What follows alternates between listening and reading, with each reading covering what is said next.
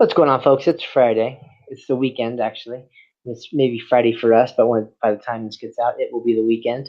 And we missed the Pick'em show, honestly. And we tried last Tuesday. We did a great show on football, and we really don't want to do everything on legal stuff and blah blah blah. And a former Seahawk got arrested, and so we really want to just focus on football. But I think there is a subject tonight that we do have to touch on, and that is Jameis Winston being in trouble again. And it goes back to a reoccurring pattern. This is something that happened a while ago. This is something the NFL is slack on acting on, and I don't know. The conspiracy theorists say that it's only coming back now because Jameis didn't do well. I think that's absolute nonsense. But the reality is, he was in trouble in college, and there's a lot of talk about the Florida police, covering it up and getting him out of that. And now he's in trouble again. You have the Zeke stuff. You have all these other issues, and we have our legal expert, Mr. Hirsch. But I know that Baltimore Blaine, welcome to the show. I know that he's followed a bit, so why don't you give us a little bit of a better idea of exactly what's going on? We'll get our resident lawyer's take, and then we'll try and move on to some football after that. And Mr. Baltimore Blaine, how you doing tonight? I'm doing fine, Chris. How are you? I'm doing very well, thank you. Great. How are you doing, Mr. Hirsch? I'm doing just fine, Baltimore Blaine. All right. So we're all good. Jameis Winston is not good. This all goes back to 2016, where he was supposedly, he was in the Uber, sharing an Uber with two other people, one being a cornerback from the Eagles, and he was accused of groping the driver. Now, I'm not going to jump to the conclusions. Now, these investigations take a long time, apparently, and it's better to have it thoroughly investigated. And the NFL has some of the best investigators in the world, and so they were thorough about it, and they finally come to a conclusion that there is something to this groping incident. I don't want to. Well, okay, Jameis Winston is denying it. So, of course, he's denying it and saying that it didn't happen. And now the league says it did happen, and he's looking at multiple game suspension, and that's it. The Bucs are looking at starting the season without Jameis Winston at quarterback. Now, it might not. They haven't decided how many games it's going to be yet. But it's going to be a multiple game suspension according to NFL.com. And that means that the opening of the season against the Saints, Eagles, and possibly Steelers is going to be probably Ryan Fitzpatrick at quarterback. So, Mr. Hirsch, can you give us your take on this? Well, didn't he deny it before when he was in college and the administration at Tallahassee was covering up the allegations and trying to refer it into an internal supposed discipline or investigation within the school with no police and all that kind of stuff? Yeah, that's what he does. He denies. And, it sounds to me, and, all the evidence isn't in yet, but it sounds to me like it's just another hollow denial. There was news on ESPN that one of the guys that was supposedly in the car with him said, no, we put him in that Uber. He was drunk and disorderly at the party. We put him in that Uber to go home, and he was by himself, which calls into question the testimony of the person that supposedly said, no, we were both in the back seat. It sounds to me like it's just another cover-up attempt. Because if that was true, why would someone else be coming out and saying that he was the only one in the car, that they put him in the car and sent him away because he was acting out at the party? Yep. And I guess it really wouldn't surprise me if he did this.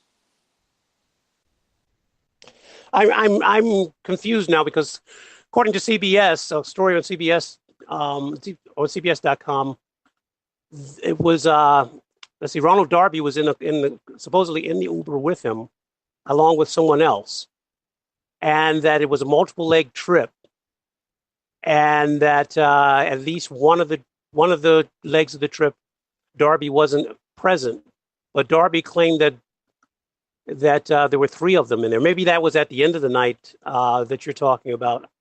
I didn't see that particular story, but again, Jameis Winston denies it.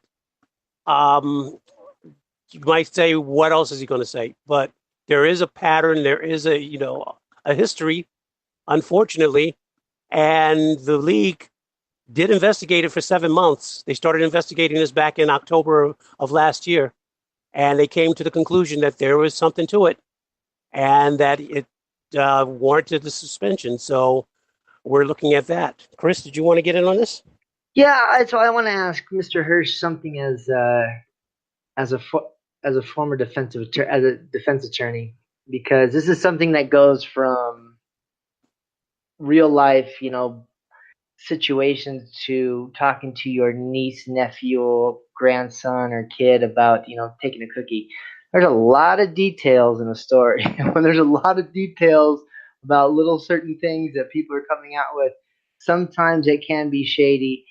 And at the same time, it's another story that goes and jumps on top of the other story and the other story. So I know that doesn't really make a lot of sense, but what I want to ask Mr. Hirsch is, when you have someone, you defend, how often is the same type of crime, the same type of problem in a different place really just, this guy has bad luck or is being set up? And how often do you get testimony that detailed where it turns out that the guy was innocent and that testimony works? Does that make sense? I know I'm a little bit kind of erratic in what I'm asking, but hopefully that makes sense, and maybe you can make sense of it. It just sounds to me, from my experience, like this is the exact kind of thing that a judge looks at and says, nah, man, you've had your chance and this does not look good for you. Well, all I could say about that is how many of my criminal defendants were probably actually innocent of anything? Oh, less than 5%, I would say, because people don't just go around making allegations for no reason. But to follow up on what Baltimore Blaine was saying, I'm going to the reports on ESPN.com. It says Winston, former Vanderbilt football player Brandon Banks, and Eagles cornerback Ronald Darby were at a Scottsdale, Arizona nightclub in March 2016 when Winston became intoxicated and unruly, prompting his friends to send him away in an Uber. And this was reported by Banks' attorney, Mark Scruggs. And he says what happened after that, they cannot say. But the interesting part about this is that the woman driver, who's only been identified as Kate, told BuzzFeed News in November of 2017 that a group of men placed Winston alone in the front passenger seat of her car around 2 a.m. on March 13, 2016, outside a Scottsdale nightclub. Now, if this is a bunch of lies or a frame or something, it's pretty complex, because this happened in 2016. She reported it in 2017 and is telling the same story that Banks' attorney is telling, that they loaded him alone into the front seat of the car at 2 a.m. in the morning and that he was drunk. And it completely matches up with what this woman, Kate, reported. So, there you have it. Yeah, front seat of an Uber. Yeah, it just looks bad. Whether it is him being drunk, it's bad. him being drunk and trying to testify for himself in that situation is not a good deal.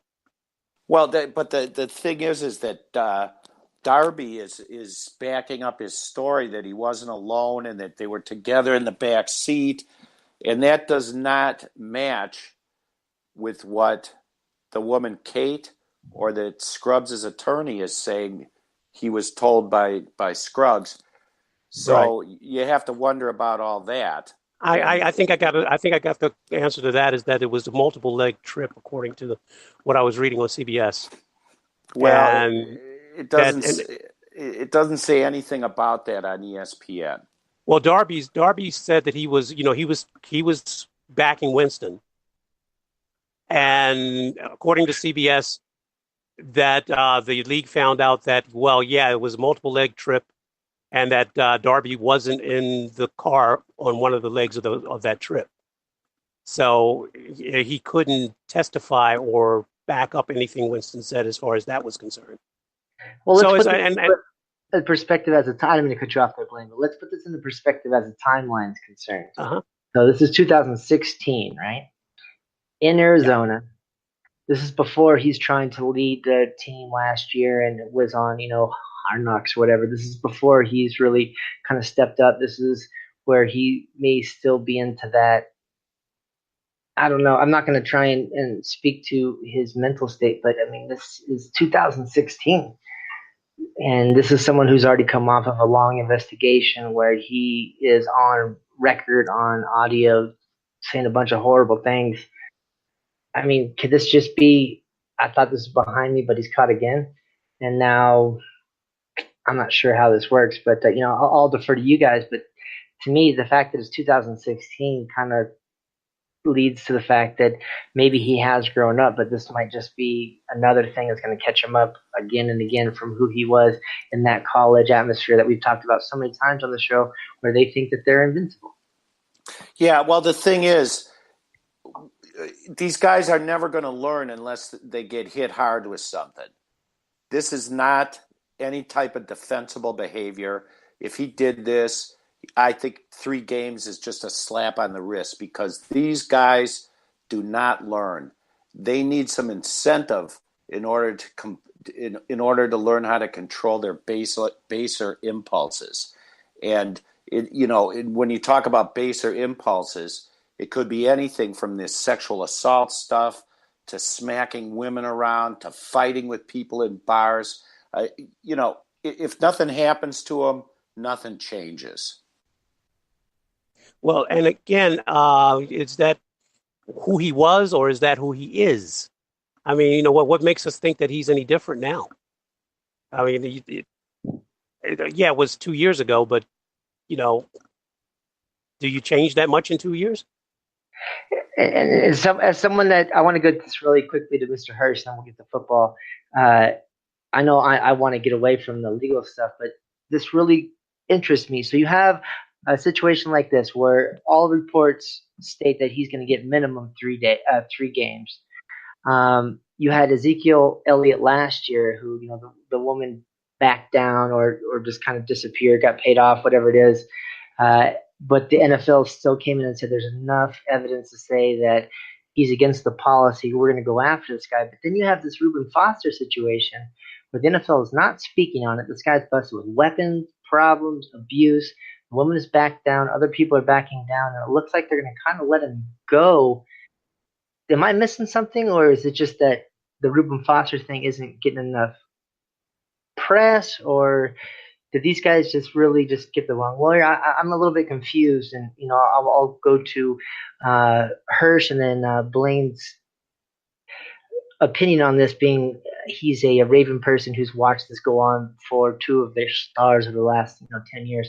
Mr. Hirsch, what am I missing here? What's the difference between these 3 cases? Well, it's not knowing the details, it's hard to say, but I would guess, or at least I would hope, that if there's any real evidence against Reuben Foster, that the NFL will slam on him, because these type of things should be enforced the same for everybody. And it may be that the case is that there's no case. In order to take action, you've got to have some kind of proof. And maybe that's what's missing there. And maybe the only guys that are going to feel the pain of this is somebody where there's proof. And all I know is that if Jameis Wilson did this, he's lying again. He's trying to lie his way out of it. So as to the question of, is he a different guy now? Well, if he did this and he's lying, I think he still has a way to go as far as being an upstanding moral person. Well, I first of all, let's make one thing clear is that the NFL hasn't determined how many games. NFL.com is saying 3 games, possibly 3 games. It may be less, and if it's less, then I don't know why they would just, as you suggested earlier, Mr. Hirsch, why it's just 3 games or less, unless there was something to it, and they just maybe there are other things involved that haven't come out. As far as the investigation on Winston's side. So anyway, as far as Reuben Foster is concerned, and that situation, and Ezekiel Elliott, that's done. But Reuben Foster, if that is, it looks like that's going away, or has gone away. And if that's the case, I want to know why, if his girlfriend gave a false statement to police, why she isn't in jail or or charges aren't being pressed against her for that. So anyway, moving on to football. Well, somebody else. In my experience, Blaine, the police are very reluctant to charge people that come forward with domestic violence complaints for making false statements. And I think part of the reason is that they want people to come forward and tell them about these incidents, and that it kind of casts a dark cloud over it if they're sitting there and taking, and maybe women that recant their stories, maybe it really happened, maybe it didn't, maybe they were victims in the past and were trying to play catch-up ball, who knows? But that's a reason why police or the district attorneys don't charge the women who are alleged victims and then recant their stories. First of all, the main reason is because they just don't believe it. And it doesn't set a good precedence for them to say, okay, you're going to take your story back. I'm going to put you in jail until you tell the truth. That's just not, that's not going to help in the bigger picture.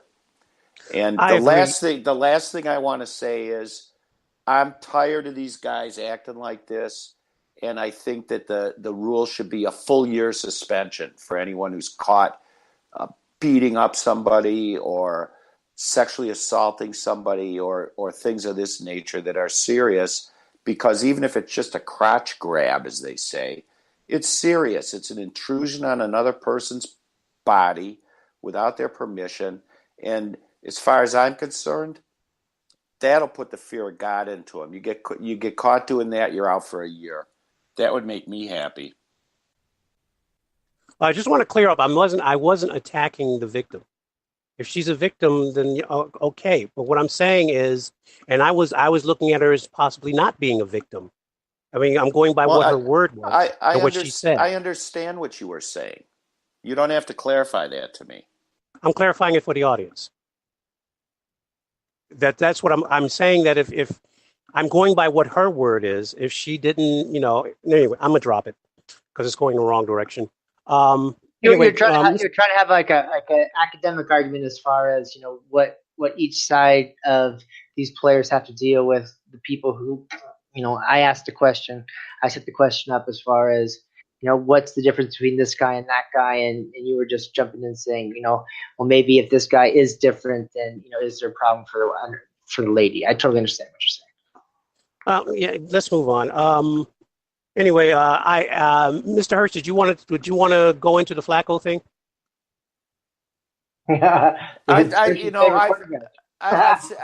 I've said more than I ever wanted to say about Joe Flacco.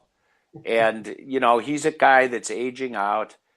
His knees are shot, and he's got somebody coming in behind him. So, that's the story, really. Well, he's auditioning for another team, or maybe. My take is that maybe he's not auditioning for another team, that he's going to play out it's not necessarily true that he's going to want to play football after the Ravens.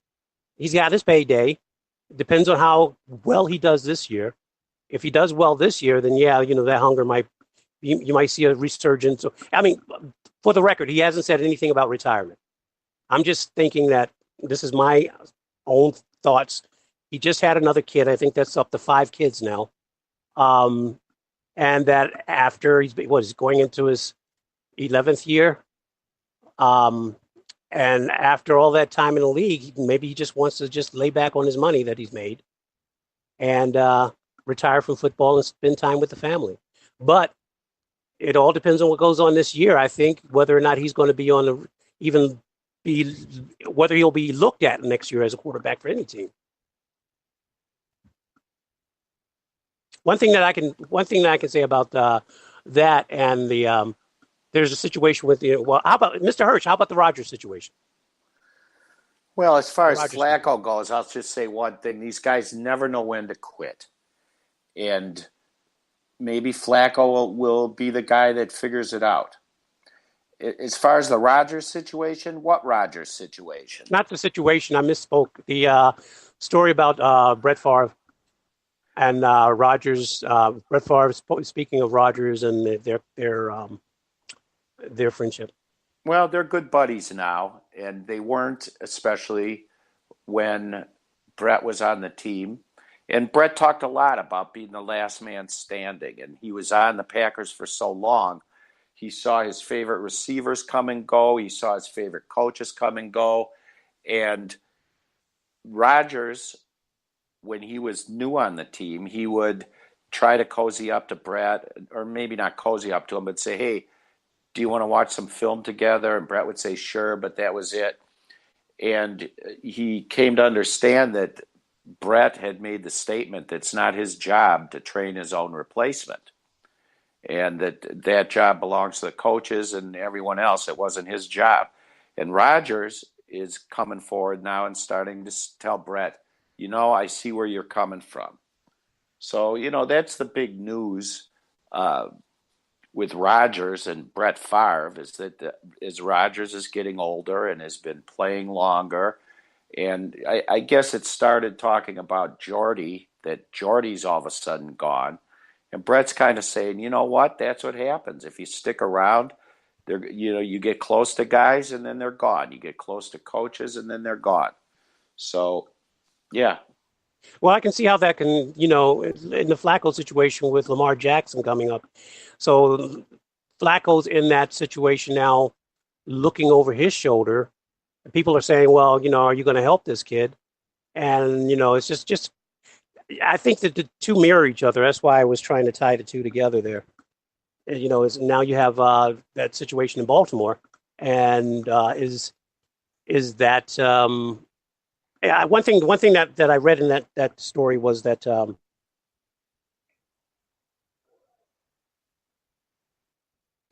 well, we've lost Blaine, but I understand his correlation between the two stories, and I think it's very interesting what Brett Favre said, that it's not my job to train the new guy.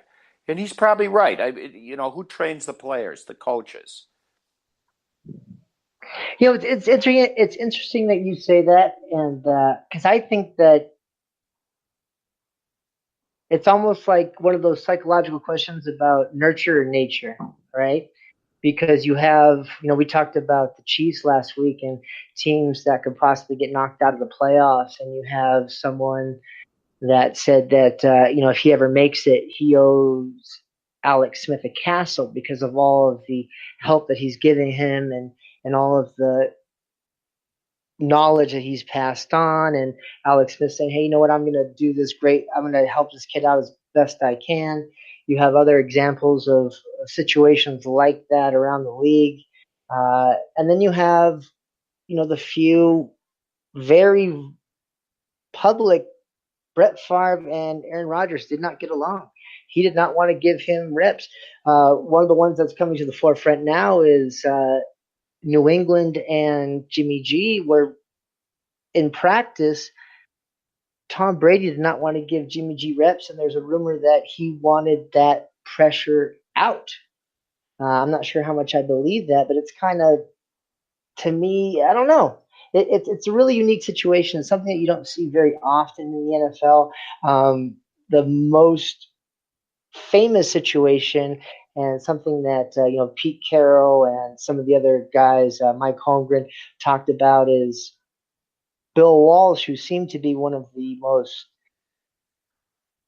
mild-mannered coaches. They always called him a finesse offense and defense. He brought in Steve Young under Montana on purpose and said, set them against each other. I want that. I want that. I want that, that attack, that metal on metal, that push to see what happens. And sometimes it works, sometimes it doesn't. And we talk about it with Mahomes. I mean, who do you think is going to come out better? A Mahomes who worked with Alex Smith, or let's just say that working on an equal playing level, Mr. Hirsch.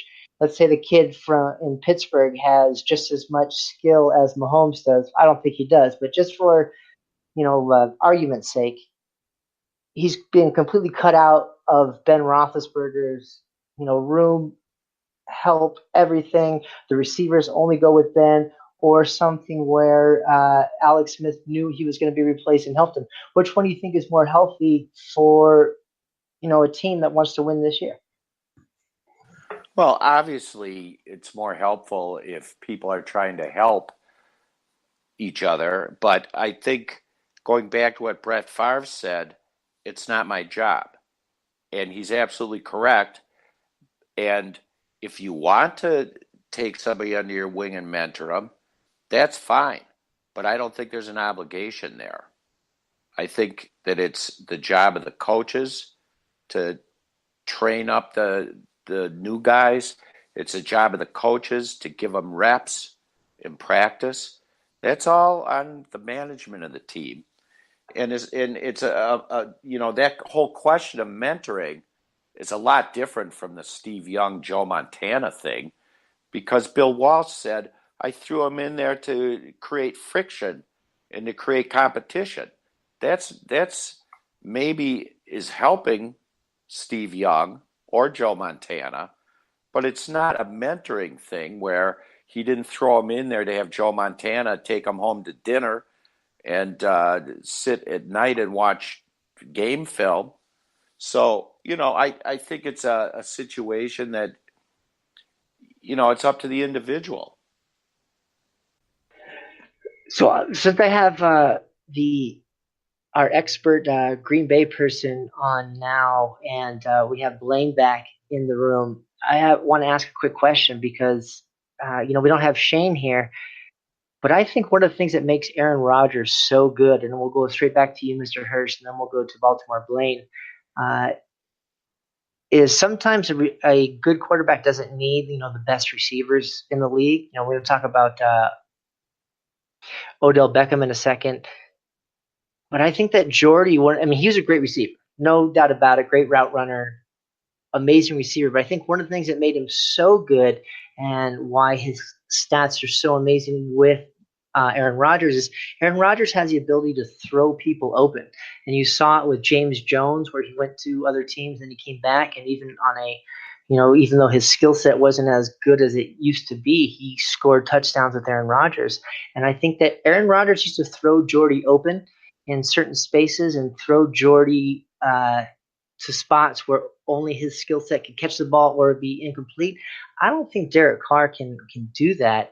And I think that Raider fans should be ready for a letdown. And so, I want to get your opinion on that and on, how that transfers to a so-so receiving core. And then I want to ask Baltimore Blaine, as Flacco's obviously won a Super Bowl.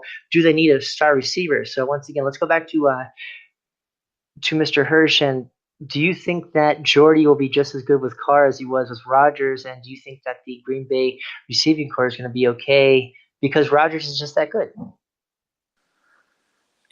Well, that's a complicated question, and it's not as simple as it looks. After he was out for a season with a torn ACL, Jordy Nelson came back, and he was not as quick as he used to be. He lost a couple of steps. But when you look at what you're talking about supposedly Aaron Rodgers throwing him open, I think these were situations where it was a combination of the two.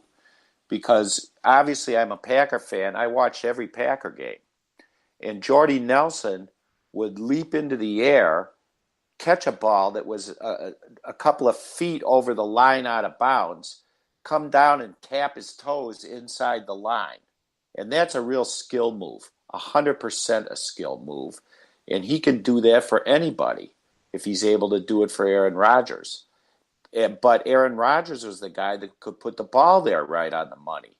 So I think the two things was there was a dynamic there that meshed. And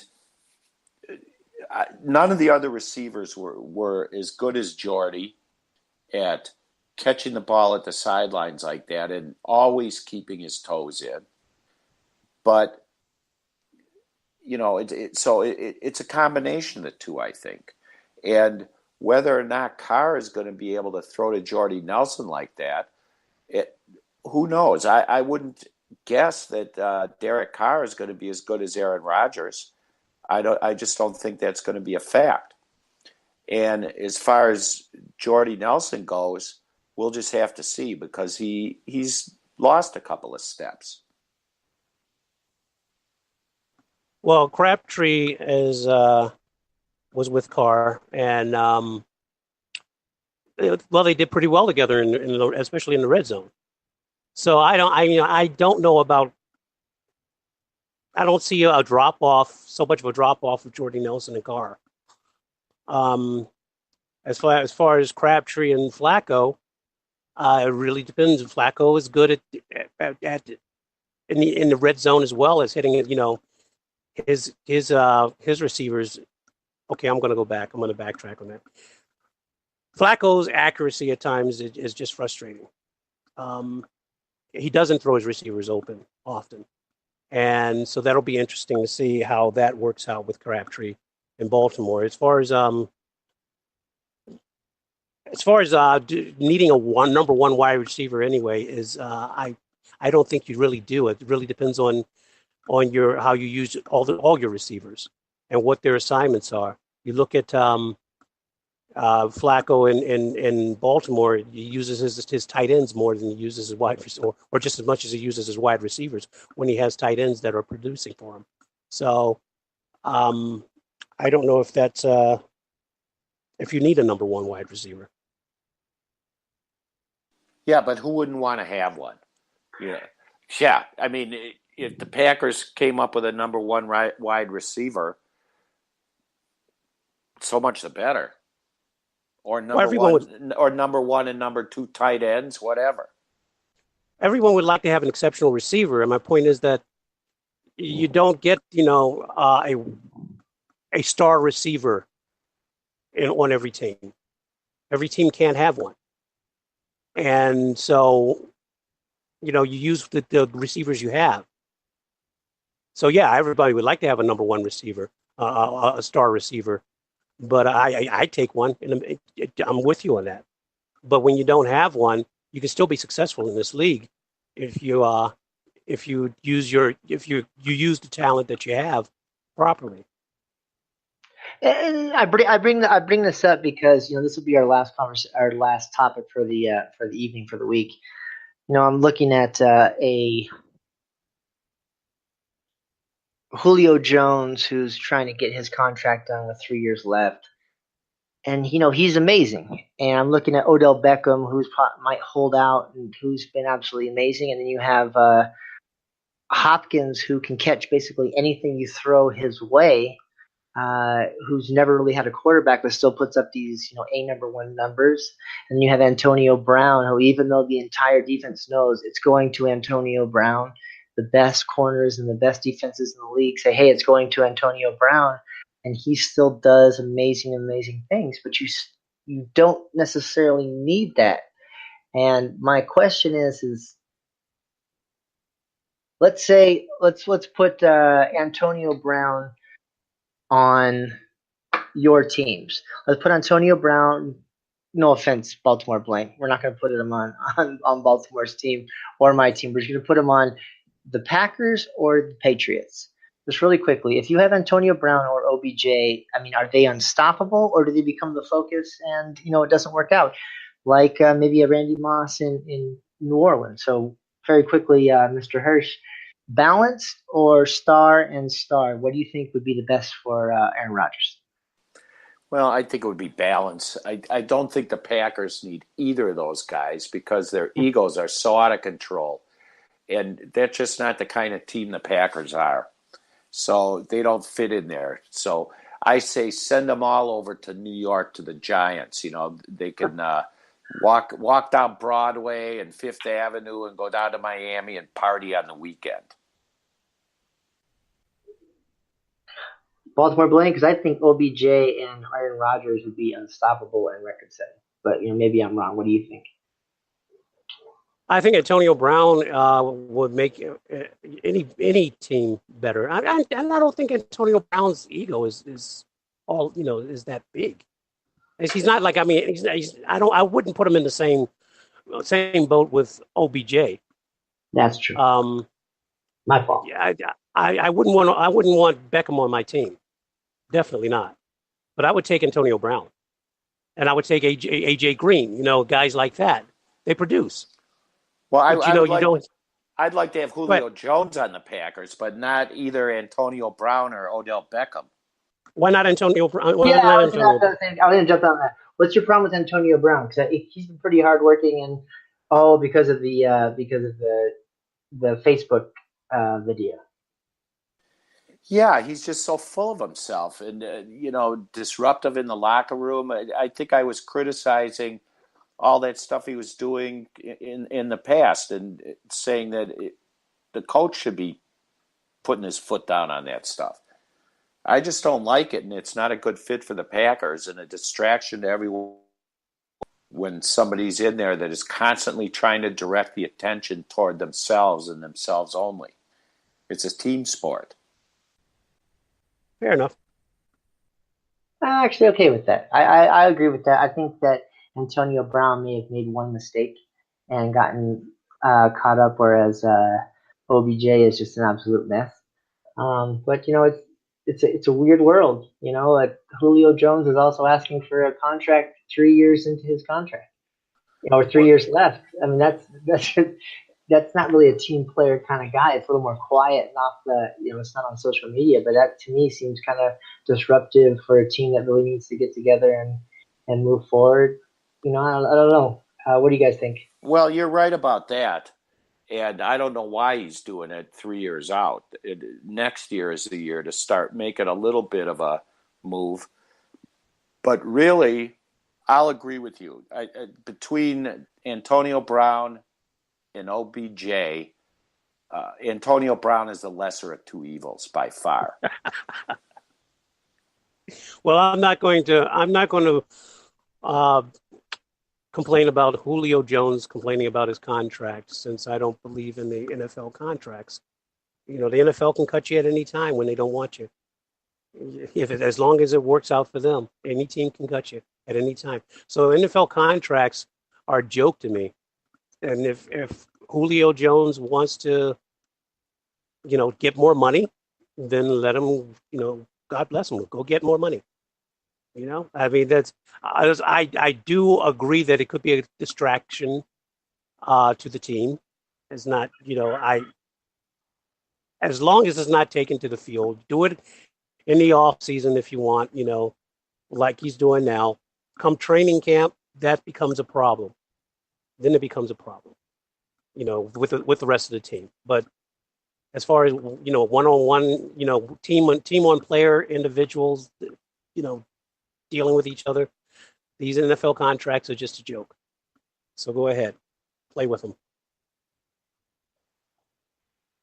Well, I'm going to leave it like this. I think that whether or not you agree with how the contracts are done, if you signed up for a contract and have 3 years left, you should play it. I think that people who get mad at the players for making millions of dollars and being whiners, remember that if you do that, you are siding with billionaires who don't want to pay millionaires.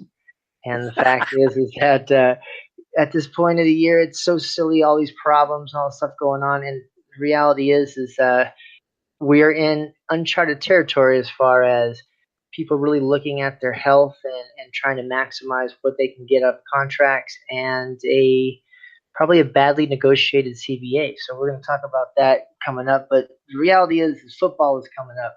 And I'm going to leave it with, I think that Jimmy Graham and Aaron Rodgers are going to have a tight end record-setting season if both can stay healthy. I think that's going to set the bar for everything else, because you have a guy who can throw it to where only one guy can catch it, and a guy, one of the few people in the league that's left that he can catch it where no one else can. And I'm going to smash that in fantasy this year, guys. You better believe that. Mr. Hirsch, you want to leave the people with anything? Any parting wisdom? Well, the word out of the Packer camp is that Aaron Rodgers is healthy, and that he's as healthy as he's ever been. And I'm looking forward to the season. I want to see who's going to be the second wide receiver. I'm sure they're going to try out a few different combinations. But, yeah, you're right. Jimmy Graham is a great ad, and I'm looking forward to the season. Mr. Baltimore Blaine, anything you want to leave the people with tonight before, because I think next time we get together, we are going to be with some pads on in camp, or at least we're going to be closer. We want to leave people with anything about Flacco and what the Ravens can expect this season? No, you know what? I just want football to come along. Bring on some football. I'm tired of talking about Flacco and what is suspected of Lamar Jackson, and Flacco and Julio Jones and Le'Veon Bell, and I'm just tired of all this off-field stuff. And who did we talk about today? Beckham. Yeah, Beckham. And what's his name now? James Winston. Yeah, let's just get the football. I was going to say, Blaine, the stuff you started out with really is football. There's Jameis Wilson and Kellen Winslow Jr. and all the rest of this stuff. That's what I'm tired of. I was tired. Joey Browner on his birthday. My Twitter feed is literally send Joey Browner a happy birthday. Joey Browner arrested for assault and child endangerment, like literally on my Twitter feed in the same line. Well, I do want to say that again. I'll repeat, as I repeated on previous shows. If your team isn't being mentioned right now, if your players aren't being mentioned right now, take that as a good thing.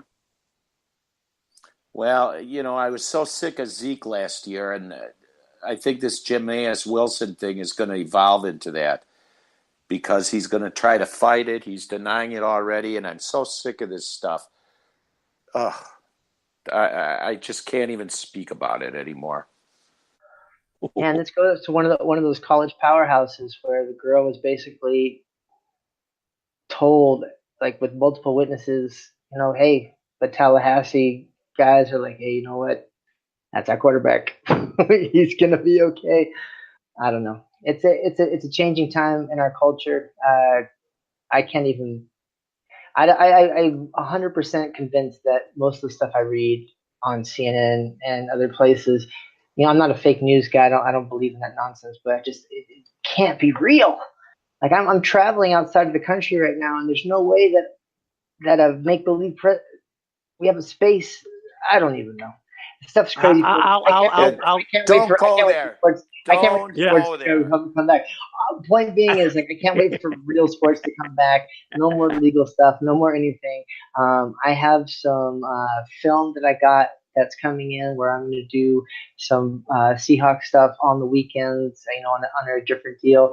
We're going to make sure that we cover all the camps. We're going to have our pick'em stuff coming up very soon. We trust us, folks. Everyone in America, including this group of three guys, we cannot wait to start picking some games and start talking some smack about actual football and actual players. And we really appreciate your time, and we're going to get into a lot more.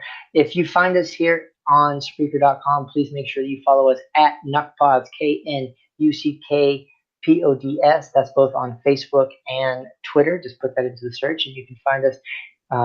Give us some questions. Give us some comments, whatever you want. Send us some articles. We're going to put some stuff up. We'll be the only place you need to find news. And if you want to write us with a specific email, that's knuckleheadpods, once again with a K, at gmail.com. You'll find us on Blog Talk Radio, Mancini Sports, most Tuesdays live. If you don't find us live, you will find it available recorded there, or once again at Spreaker.com/Knuckpods, KNUCKPODS. And we're going to make a big push marketing wise coming up, and we have some great stuff for the people, for all you guys who've been following us for the last 3 years. So for Mr. Baltimore Blaine, Mark Hirsch, and Coach Shane McGowan, who was not available to meet with us tonight, we'll talk to you guys soon. Holla. Meow. Bye. I can't leave without addressing that meow. Mr. Hirsch, what was that meow for? Oh, I'm just doing a reprise of my cat that came into the room at the end of the last show on Tuesday. I am so glad I did not stop the broadcast and let you clarify that, because that makes so much more sense. Listen to Mr. Hirsch's cat, because he verifies the best takes. Don't worry, Mr. Hirsch is not. That one's on Blog Talk. Yeah, that one's on Blog Talk. It's on both, but don't worry, he's not gonna give me out. He's just yeah. I'm just gonna let that one go. All right, guys. Yeah, I'm just goofing around. That's all. I know. This is Mary Tyler Moore sign off. 2018 year of Hirsch's cat. From now on, it's officially stamped in stone. All right, guys. We'll talk to you soon.